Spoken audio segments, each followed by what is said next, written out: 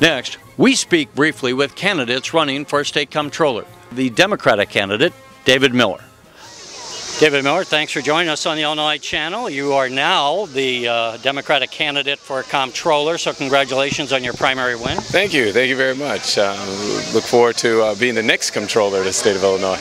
We were just talking off camera. The last time we spoke was here at the fair. There was a tornado bearing down on us. We got a little better weather today. I don't know if you take that as any omen for the future. No.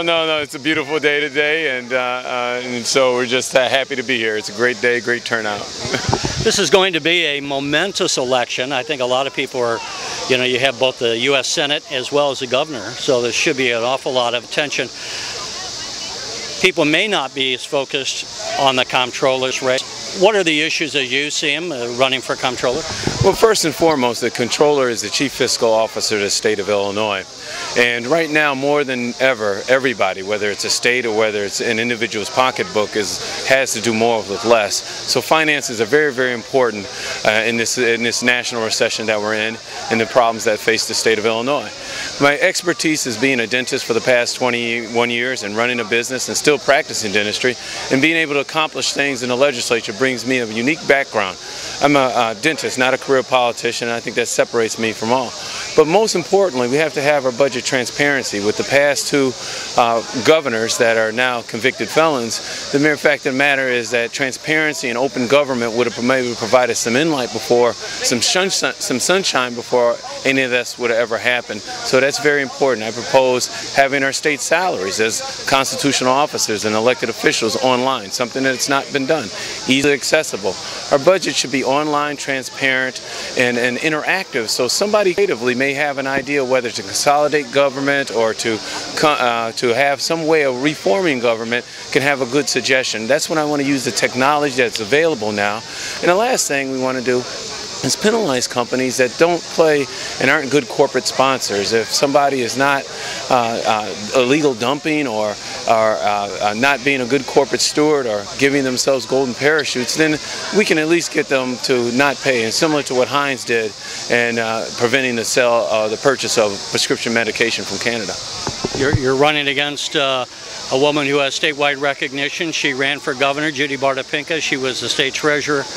How do you overcome, how do you assess, is that an issue to be overcome as far as her name recognition versus yours, or how do you look at that? Well, first off, she's been a 30-year in public service, and right now, I don't think the mood is inherent with our society in terms of politicians who are still serving on or still elected dollars, which she is currently. But regardless of that, my background as being a dentist, being a businessman, I think contrasts sharply with somebody being a career politician. Number two is the fact of the matter is that she only received 39% of the vote in a three-way race against Rod Blagojevich. And so we can all start to recreate history, but that's a true fact. And so for us, we've got to be able to articulate us moving our state forward, to be able to roll up our sleeves and solve problems, to end budget gimmicks. Because some of these budget gimmicks have went through Democratic and Republican administrations, and the mere fact of the matter, you've not heard from anybody who's saying that they sounded the alarm. Well, if they did sound the alarm, it wasn't loud enough. I have a loud, clear voice to be able to make the difference in the state, being able to work with legislators, and being able to make the difference with my business and healthcare background. One last question. Do you anticipate debating your opponent throughout the fall campaign? Oh, absolutely. I look forward to that. I mean, the mere fact of the matter is that people have to make informed decisions. And for us, I would welcome that opportunity to be able to contrast my experience and background with her being a career politician. I think there's a sharp difference just within our financial markets have changed over the last few years. The mere fact that we've been able to solve problems in our state, and we welcome that opportunity to be able to tell the voters exactly, the difference between us two.